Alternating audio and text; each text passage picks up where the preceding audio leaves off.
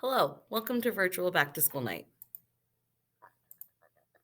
I am Miss Jennifer Can, and I am the math teacher for the Gateway program here at Silverado Middle School.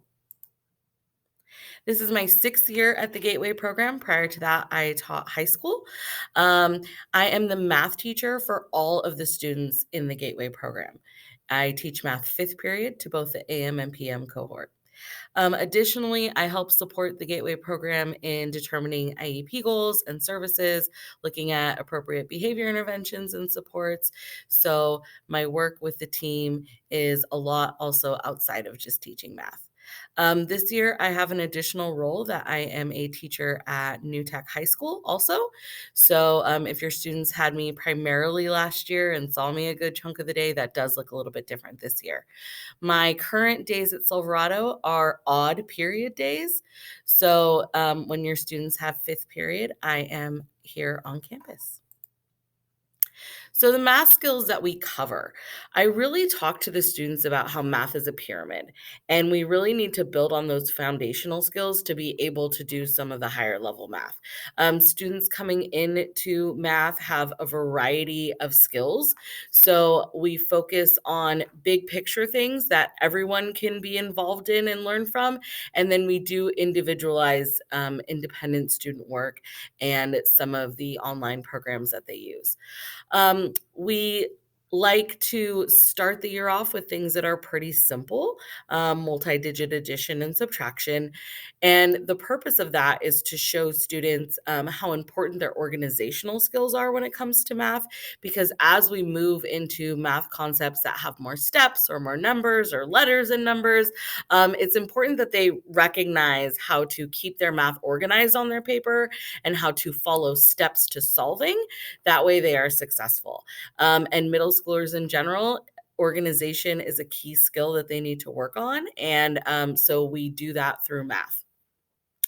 One of the first things that we go into is word problems. Word problems are really important because we're going to see them throughout the year. No matter what concept we're working on, there's going to be word problems that directly relate to it.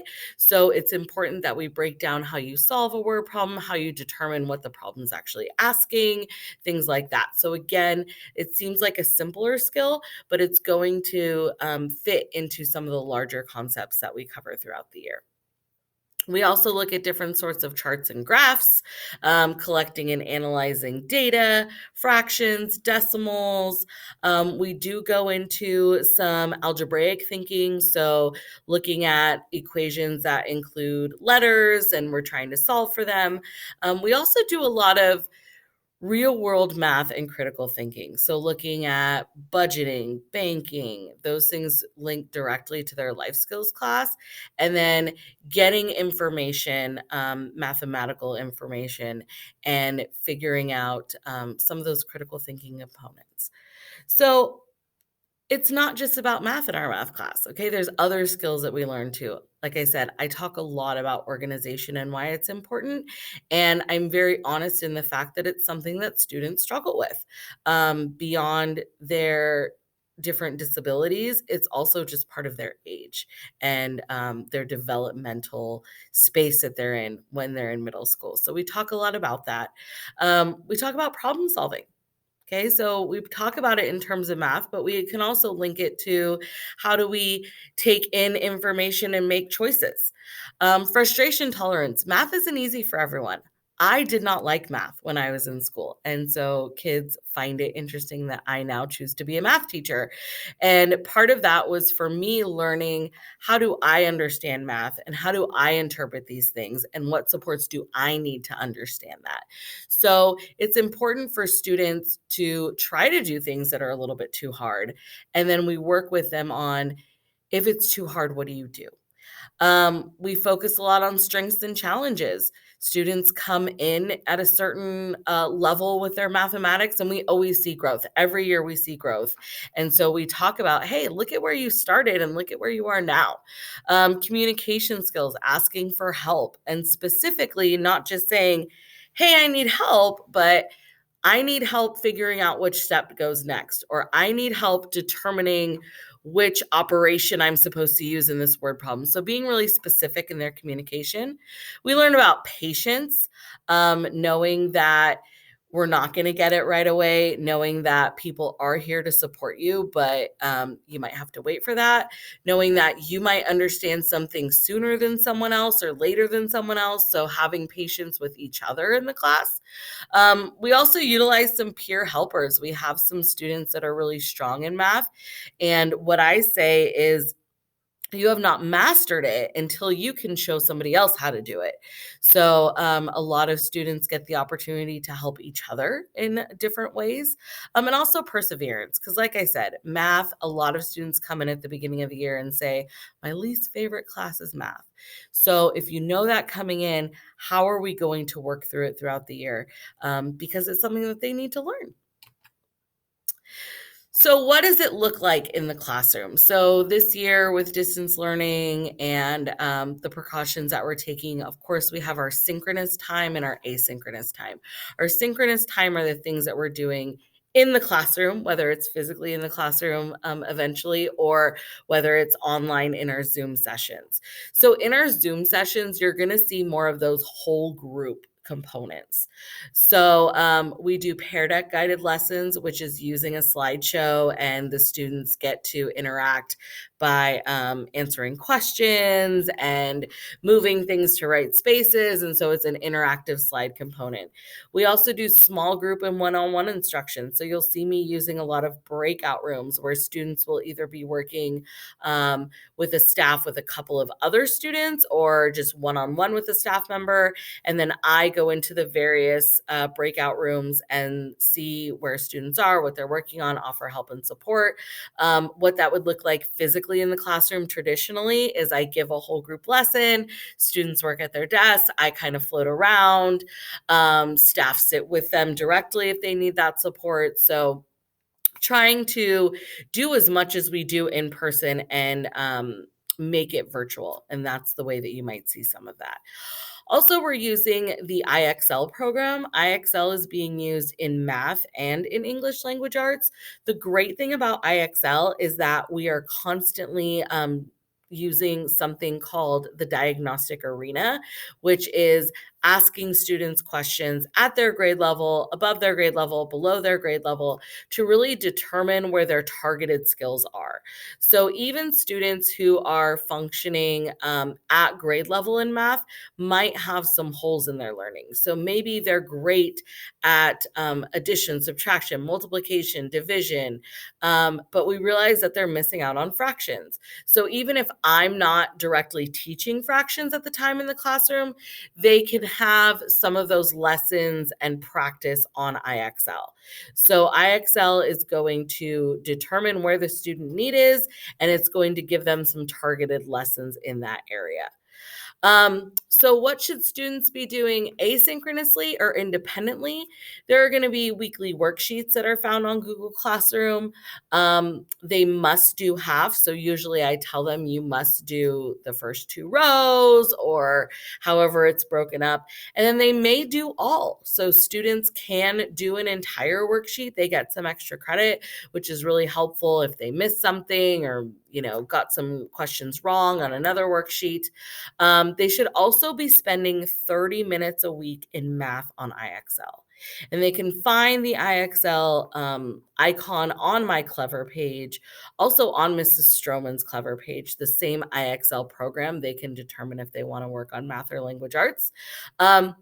This can be broken up. So you can do 10 minutes, on 3 days. You could do 15 minutes on 2 days. They can sit down and do a whole 30 minutes at a time. So this is specifically in math. So the way that IXL works is sometimes it'll give you a combo of both. Great. If they want to spend an hour a week working on both, that's fine. But some of that targeted time in IXL is really important. So one of the big things that we use is Google Classroom. And I'm going to show you specifically what my math Google Classroom looks like, how it's set up. But pretty much they're going to find either their AM or PM cohort. They're going to click on that and it'll open up my classroom. When they go into the classwork tab, there's different topics here.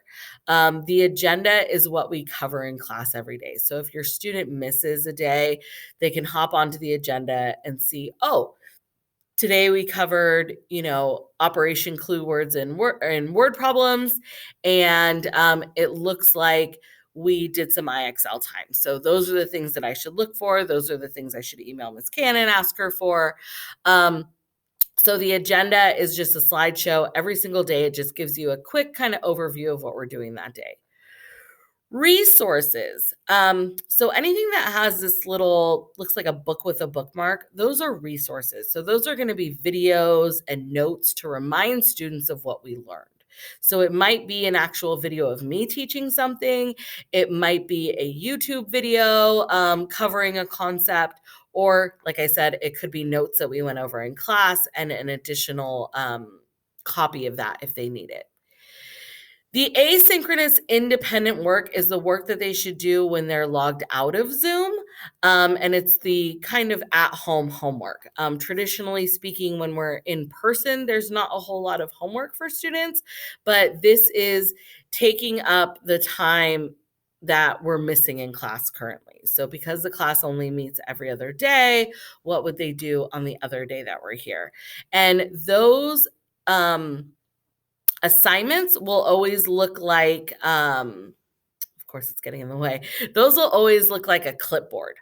So the clipboards are the assignments, the books with a bookmark are the notes. So I wanted to show you my Google Classroom. So again, when they click on, my Zoom link is always there in case they're having any issues getting into Clever. It's right there for them. And then this classwork section is where those agendas are, or all those things are that I was just talking about. We also have another topic that is in classwork.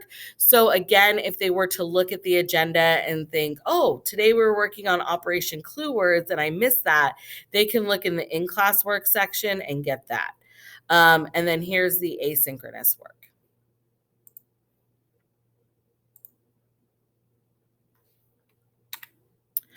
All right.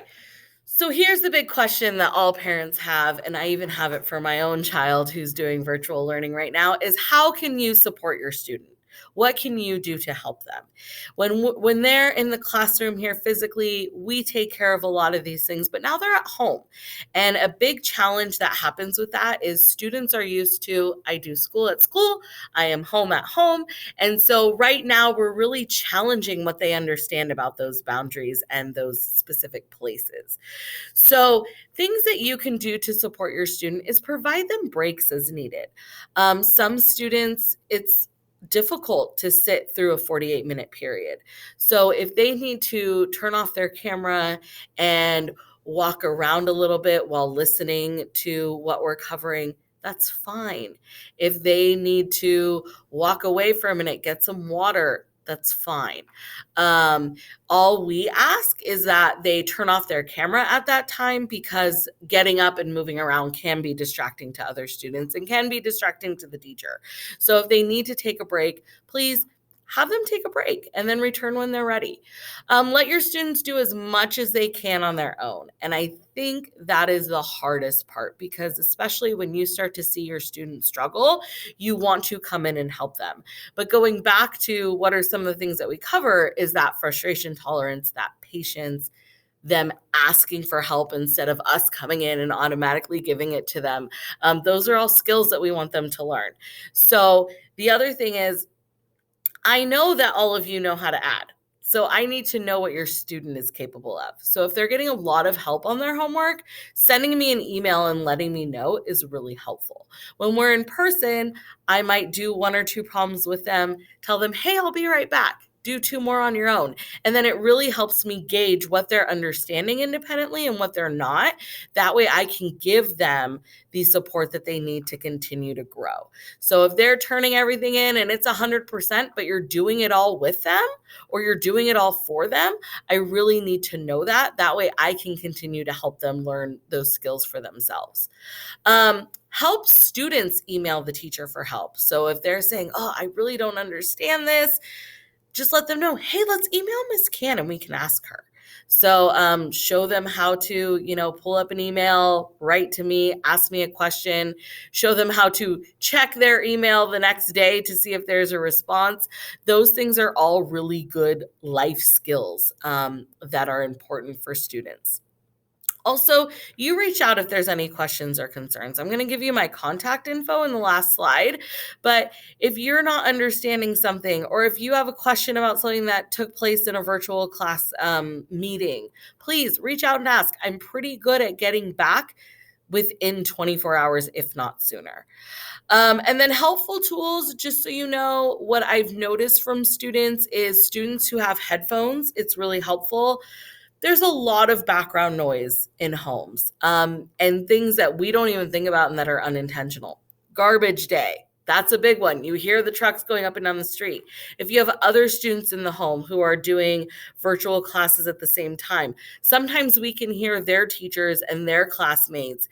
And so for your students, them having a set of headphones is going to help them just drown out all that other stuff and really focus on what's going on in our learning zone. Also, easy access to school supplies. So a lot of students picked up those pencil pouches and things. Have them right next to their workstation. That way they don't have to, oh, I need to go find a pencil and all this. We provided those things. That way they have everything they need. And so if you can have them in a space that's easy access, perfect. So there are some things that you might see us use as interventions and supports. So if we were physically in the classroom in a typical year, if a student is really struggling in something, we might take them outside to work. We might take them for a quick walk. If a student is really having a hard time staying safe, we might have the other students take a walk while we help that student calm down. So what we might do is we might use breakout rooms. So if your student is in a breakout room, it does not mean that they're in trouble. What it means is that they need some space to calm down. They need some space to be distraction free from the other students. So you might see me say, hey, buddy, why don't you go into a breakout room with Miss T and you guys can talk about what's going on for you today. So that's their safe space. In that space with that staff, they can say how they feel, they can cry, they can take a break. The staff might ask them, hey, go find me something in your house that's blue and show it to me, just to try to get them back in the zone of learning. We also really control those mute and unmute privileges because students, it's hard for them to know sometimes to raise a nice quiet hand, something that we work on in class. So if there's a lot of background noise, if students are making some inappropriate comments, things like that, we might make it so that way we control when students are muted and unmuted. And again, the purpose of that is to try to have as much of a distraction-free virtual classroom as we can. We might turn cameras on or off or ask students to turn their cameras on and off.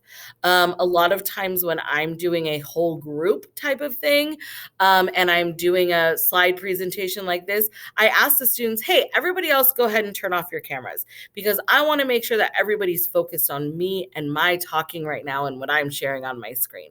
So again, doesn't mean that somebody's in trouble, but it could just mean that there's a lot of distracting things going on in students' homes. So we want to turn it off. That way we get back into the zone of learning.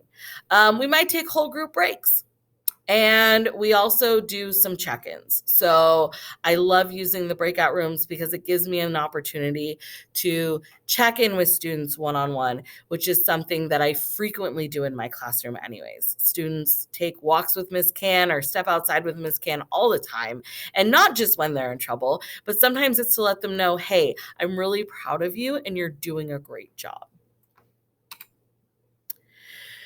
So how can you contact me if you need something? Email is the best way to get a hold of me. jennifer_can@nvusd.org. Like I said, typically those emails are responded to same day or within 24 hours. I've also linked in this Google form. If you have any questions or any follow-up information you would like to share, that's going to give you the link to a Google form that those questions and feedback will go directly to me, and I can answer them either with a phone call or through email. It's also helpful to know your preferred way of being contacted. I know that right now there's a lot of email information coming in. So some people are like, can you just take the time out of your day to give me a call? I would love to do that if that's your preferred method of communication.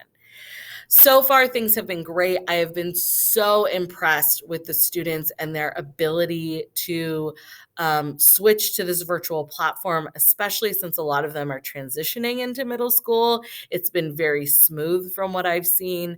I have really appreciated their understanding of virtual etiquette and how to mute and unmute and ask and answer questions and use the chat appropriately.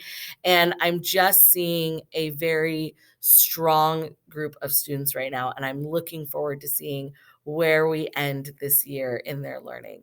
Have a great evening, and thank you for joining us.